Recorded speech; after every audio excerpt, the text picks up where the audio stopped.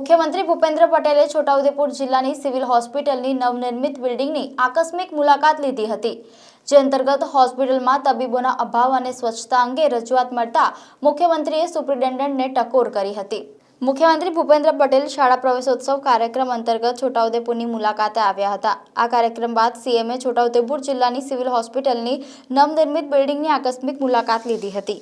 સીએમની મુલાકાત દરમિયાન છોટાઉદેપુર જિલ્લા ભાજપ બક્ષીપંચના ઉપપ્રમુખ સુરેશચંદ્ર સાધુ સીએમ પાસે પહોંચીને સિવિલ હોસ્પિટલમાં ડોક્ટરોના અભાવ, અસુવિધાઓ અને ગંદકી અંગે રજૂઆત કરી હતી। સુરેશચંદ્રની રજૂઆતને ધ્યાનમાં લઈને સીએમએ તાત્કાલિક સિવિલના અધિકારીઓને આ અંગે ટકોર કરી હતી। તો જિલ્લા આરોગ્ય અધિકારીના જણાવ્યા મુજબ ડોક્ટરોના અભાવને લઈને મુખ્યમંત્રીએ ભરતી કરવાનું આશ્વાસન આપ્યું છે। મુખ્યમંત્રીને રજૂઆત કરનાર ભાજપ બક્ષીપંચના ઉપપ્રમુખ પોતે સપ્તાહમાં 3 વખત સિવિલ હોસ્પિટલમાં પોતાના ભાઈના ડાયાલિસિસ માટે આવતા હોવાનું જણાવી જિલ્લાની સૌથી મોટી સરકારી હોસ્પિટલની પોલ ખુલી છે। આજે સીએમ સાહેબ જે શાળાની મુલાકાતે આવ્યા અને શાળા પ્રવેશોત્સવ દરમિયાન કાર્યક્રમ પતાવીને અત્રે ડિસ્ટ્રિક્ટ હોસ્પિટલના આ નવનિર્મિત દવાખાનામાં એમણે મુલાકાત લીધી છે। એમણે બધા જ ડિપાર્ટમેન્ટ્સની મુલાકાત અંદર લીધી છે। કોન્ટ્રાક્ટર્સ વગેરે બધા હાજર હતા, સીડીએમઓ હાજર હતા, હું પણ હાજર હતો અને એમણે જે દર્દીઓને એને જે કંઈ તકલીફ પડતી હોય છે, જે એક્સપર્ટ ડૉક્ટર્સ અહીંયા જે ઉપલબ્ધ નથી, સીડીએમઓ જોડે ઓર્થોપેડિક ડૉક્ટર્સ, એનેસ્થેટિસ્ટ વગેરે અને સર્જન, ક્લાસ 1 ઓફિસરની જે જગ્યાઓ ખાલી છે એ બાબતે ચર્ચા કરી તથા વહેલી તકે આ જગ્યાઓ સીએમ સેતુમાં, કોન્ટ્રાક્ચ્યુઅલમાં અને રેગ્યુલર તરીકે પણ એમણે પોસ્ટિંગ કરવાની બાંહેધરી આપેલી છે।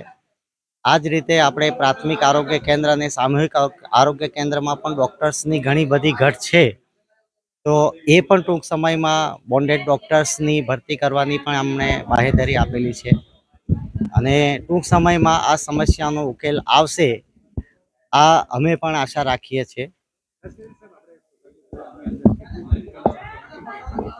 આમ સિવિલ હોસ્પિટલમાં તો સીડીએમઓનું જે છે મહેકમ તો ખાસું ક્લાસ 1 ઓફિસર્સની ઘણી બધી જગ્યા ખાલી છે અને અમને મળતા પણ નથી। અમે અવારનવાર ઇન્ટરવ્યૂ લઈએ છીએ પણ ખરા, પણ હા, અને ખાસ કરીને આપણે પ્રાથમિક આરોગ્ય કેન્દ્ર અને સામૂહિક આરોગ્ય કેન્દ્રમાં 85 ડૉક્ટર્સની નો મહેકમ છે અમારે, એમબીબીએસ ડૉક્ટર, એની સામે 40 ડૉક્ટર જ ભરેલા છે, એટલે હમણાં 45 ડૉક્ટરની તો જગ્યા ખાલી છે। જે ડૉક્ટરોનો એપોઇન્ટમેન્ટ કરવામાં આવે છે એ પણ ટ્રાઇબલ વિસ્તાર વગેરેને જોઈને હાજર થતા નથી।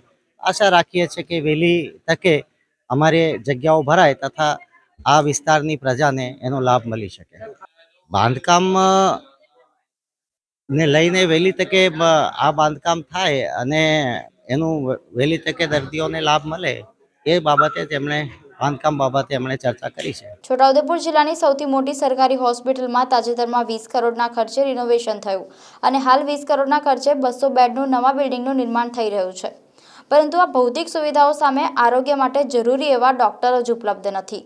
સિવિલ હોસ્પિટલમાં આરએમઓ, જનરલ સર્જન, આંખના સર્જન, બાળકોના ડોક્ટર, ગાયનેકોલોજિસ્ટની 6 જગ્યાઓ ખાલી છે। એટલું જ નહીં, હાડકાના સર્જન, નાક, કાન, ગળાના સર્જન, માનસિક રોગોના તબીબ, રેડિયોલોજિસ્ટની તો જગ્યા મંજૂર જ નથી। નર્સિંગ સ્ટાફમાં પણ હેડ નર્સની 3 જગ્યા ખાલી છે। તબીબોના અભાવની સાથે સિવિલમાં સોનોગ્રાફી, સીટી સ્કેન, એમઆરઆઈની સુવિધા પણ ઉપલબ્ધ નથી। જો જિલ્લાની સિવિલની આવી હાલત હોય તો ગામડાના સરકારી દવાખાનાની હાલત સમજી શકાય છે।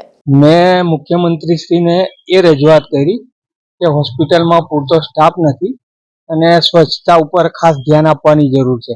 વારંવાર સુપ્રિન્ટેન્ડન્ટને રજૂઆત કરવા છતાં સુપ્રિન્ટેન્ડન્ટ ધ્યાન નથી આપતા। હું મારા ભાઈનું ડાયાલિસિસ ચાલે છે એટલે અઠવાડિયામાં 3 દિવસ હોસ્પિટલમાં જતો હોઉં છું, ત્યાં હું જોઉં છું કે ભાઈ ખૂબ ગંદકી રહે છે અને ધ્યાન નથી આપતા। એ અનુસંધાને સીએમ સાહેબે અધિકારીઓને સૂચના કરી અને જલ્દી તકે સ્ટાફ મૂકવાની બાંહેધરી આપી। એ રજૂઆત તમે કઈ કરી? ના, એ રજૂઆત નથી।